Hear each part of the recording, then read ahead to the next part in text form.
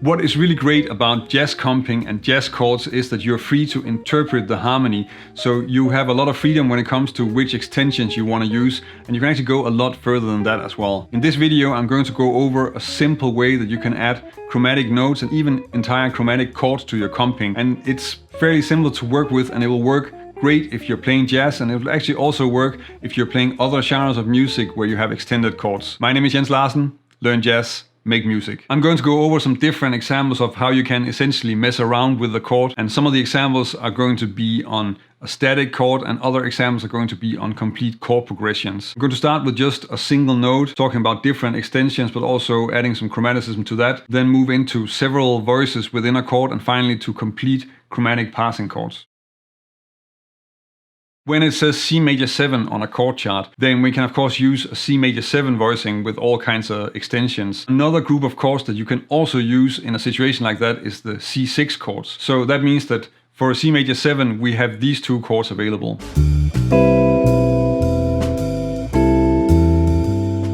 These two chords are both just the basic versions of the chord, so that's just the basic set of chord notes that you will have in a C major 7 and a C6. And essentially you can do whatever you want in terms of extensions. We're free to do whatever fits, whatever we feel like playing, as long as it still sounds like the chord in the context and doesn't clash with the melody or the soloist that we're playing chords behind. For the different chords in this video, I'm going to give you some extensions that are fairly normal, that you can pretty much always use and that you definitely want to have in your vocabulary for these chords. And because we can improvise and choose extensions ourselves, then it doesn't always make a lot of sense to write the extensions in the voicings. And you'll probably see that if you check out some of my other videos, where I very often just write the basic chord and then I'll leave the extensions to whoever is playing the chords as a sort of interpretation.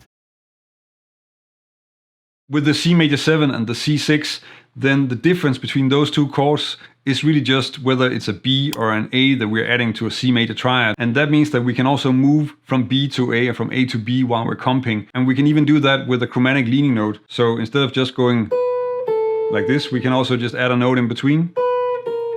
And that sounds like this. And if you use this in the context of a 2-5-1, then you get something like this.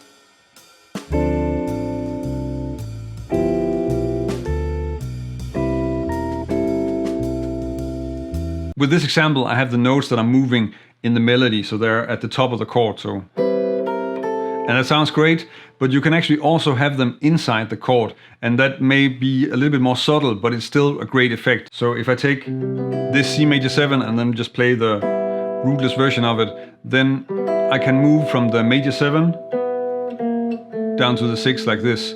And if I use that in a 2-5-1, it sounds like this.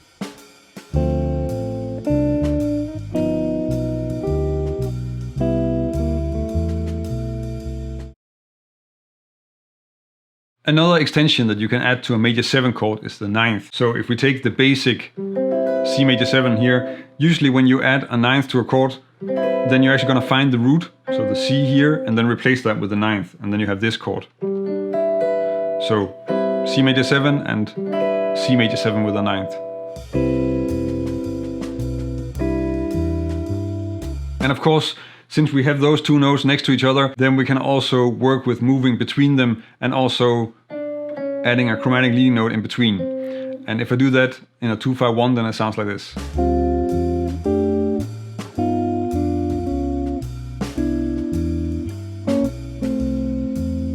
In this example, I'm using two quartal voicings for the D minor, so this one and this one. Then I'm using this G7 flat 13, and here I'm also moving from the flat 13 stepwise down to the flat 5. So there's another place. It's essentially the same as what I'm doing with this kind of movement that I covered on the major 7. On the C major 7, I'm coming out on this C major 7, which is a C major 7 with a 9, and then I'm moving the two lower voices, which is the major 7 and the 9th, down to first this chromatic sort of leading chord, and then this C6. In this example, I'm moving both the 9th and the 7th down, so we have sort of this parallel movement, but you can of course also choose to just move the ninth down to the root, and that could be something like this.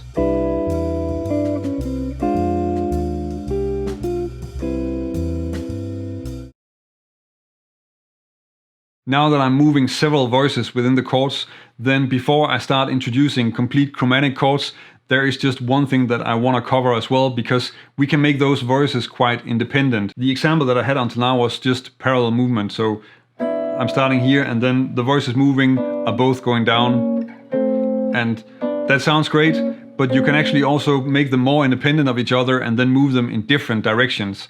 And I think the most famous example of this is probably the intro to Stairway to Heaven, where we have this chord and then the lower voice goes down and the higher voice moves up. And you can do this with different kinds of voicings as well. If we do this on a D minor, where I'm working with two sort of very common extensions, the 9th and the 11th, then we get this.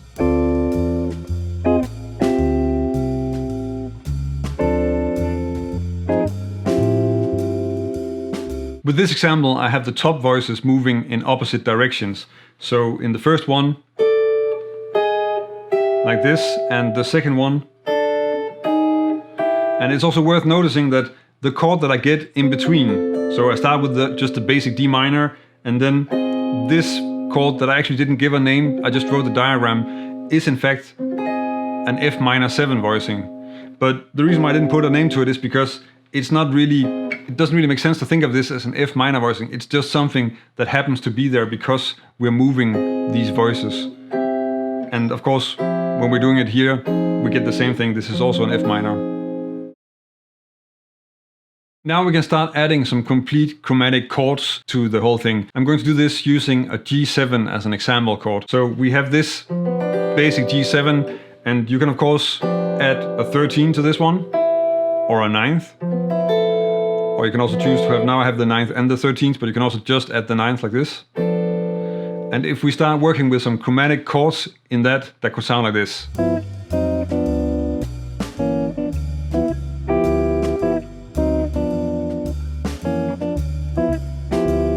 The first part of this example is really just harmonizing this chromatic melody. So I'm moving down from E to D.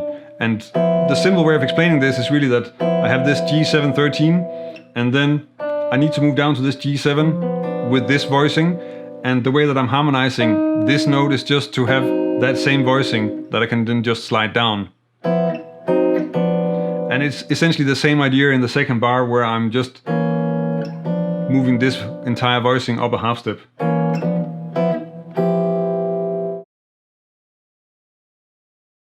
But with this technique, you can still introduce some counter movement where you're moving the melody in one way and then the rest of the chord in another. And an example of that could sound like this.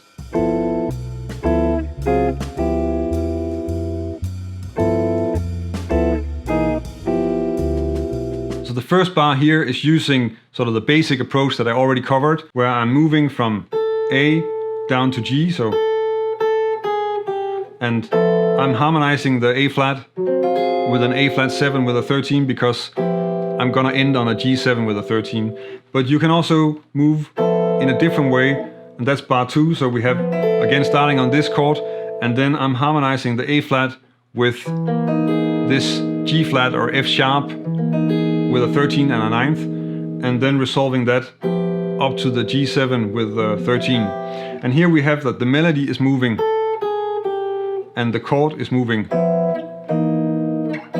So we have the two parts of the chord and the two parts of the harmony moving in opposite directions, and that works really well, and also is just a nice change to get a slightly different kind of sound to what you're doing with chromatic chords. Now that you can add some different chromatic ideas to your playing, then maybe you also want to expand on how you use inversions and also some more voice leading ideas that work really well with these inversions. So check out this video if you want to get some ideas for that. And for the rest, thank you for watching, and until next week.